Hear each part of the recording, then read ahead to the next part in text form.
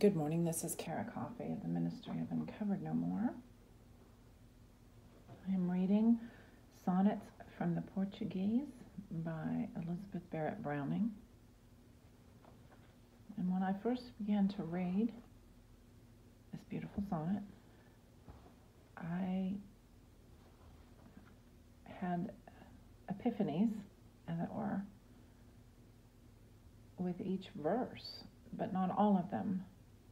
And sometimes I'm finding, particularly with the Barrett-Brownings, that I have to read some things way more than once to understand the depths. If it doesn't touch me metaphysically, spiritually, in the feelings, I get it, or I get something, that means I'm closed down somehow and am not able to identify. What I try to do, being in the society and with the history that I have, is not go negative on the poet. Because poets, I am one, but I am not mature. You have to understand, Elizabeth Barrett-Browning was mature at a very young age. My epiphany is different. My journeys are different in each season of my life. And she was an invalid, so she had a lot of time on her hands. I would like us in this day and age to see our children, and I could start crying.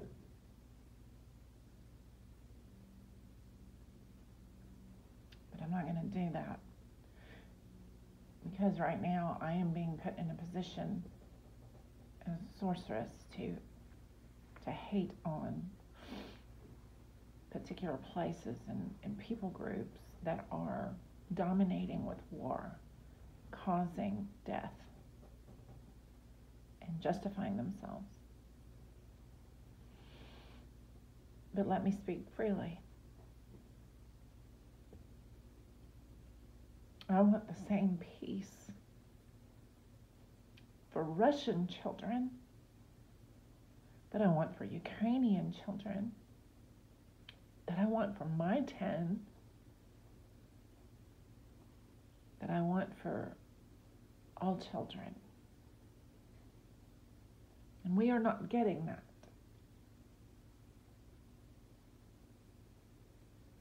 It's good to remind myself. Part of the epiphany with the first 14 verses of this 44-verse sonnet that I had was I drew a rune for each of the first 14 verses, and I will not follow that pattern. I don't know what I'm going to do with the rest of the sonnet. I will wait and see. But the reason that I stopped at 14 is I am equally reading parts of Revelation. And the number 14, not only in my testimony about my Davis Beatty family and I, but also in the book of Revelation, the number 14 is quite extensively important. Not to mention the fact it's 7 times 2, so it's a double rest. Speaking of double rest in what you're doing.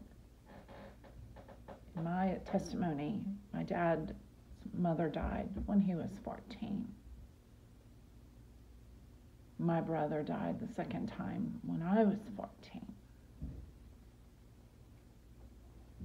My dad's brother also died at the same time. So I lost an uncle and my brother at 14, when I was 14.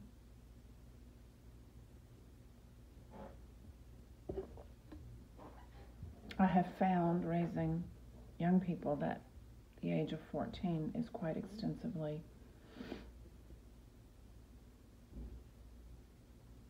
a statement.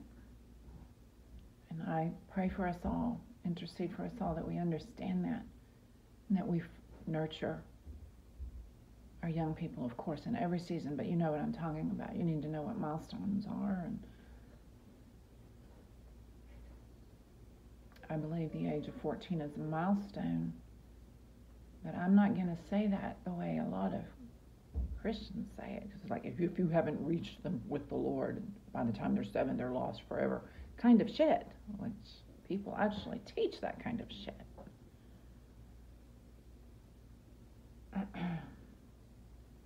So today I am dealing with verses 7, 8, 9, and 10. In verses 7, 8, and 9, I'm not going to read. I will do what I've been doing in artwork in the notebook. Oh, I'm very blessed. I just wrote several poems on my main Twitter and pinned them, and I had forgotten that the testimony of my book with Elizabeth Barrett-Browning is that for the first time ever, I've been privileged to write poetry alongside another poet. And I've been doing that, and then have had a very restful day, and am having my poetry moment. My first one.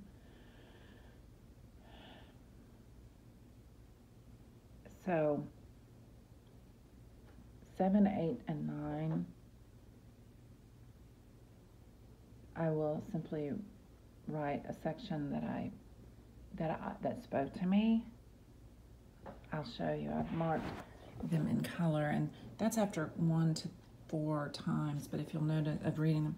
But if you'll notice, okay, this is part 1. If you'll notice, there's a pagan circle on the 10th one, which I'm going to copy in full.